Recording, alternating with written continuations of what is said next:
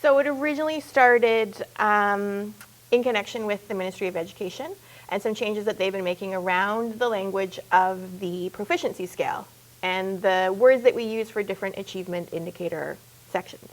It's something that we've talked about for a long time. We've talked about lots of different language in connection with the proficiency scale. And the new language is really exciting. I think it's really exciting because it has more of a growth mindset to it. So when we're looking at students that are previously considered to be fully meeting, now we're talking about that they're being proficient. And there's some differences between what it meant to be fully meeting and now what it means to be proficient that we're going to talk about, I think.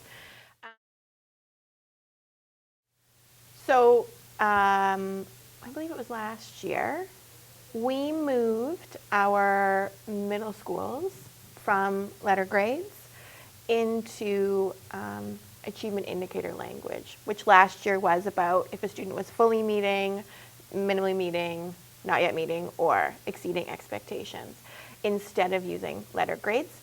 That was also used for grade 4 and grade 5. Yeah. Was last year the first year we tried that? It is. And part of that movement came out of a few different areas. Part of it was we wanted to help students maybe understand a little bit more about their progress. What does an A mean? What does a B mean? Right. And we know that sometimes it doesn't always mean the same thing depending even on the subject, from year to year, what that might look like. And so wanted to move our grades 4 to 8 to be more aligned with grades K to 3, because that is what grades K to 3 have been using on the report card for quite some time. Right.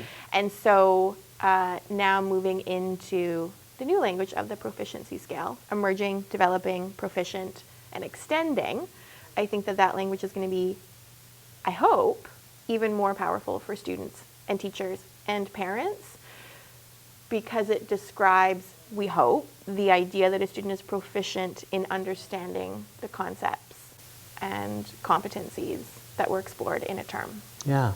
What excites me about having this new proficiency scale is working towards a common language from kindergarten all the way to grade 9 and eventually through grade 12 about what is the scale that we're using to assess student learning, what is the scale that students are using to reflect on their learning and talk to their parents about how they're doing in school, and to have this common language that we're all using so that we can be confident that from year to year we have some consistency in how we assess and communicate student learning. Yeah, and that when a student has a conversation with their parent and they're talking about their learning, that student can say, right now I'm developing my understanding of this area of science or this area of socials, meaning that learning is in progress.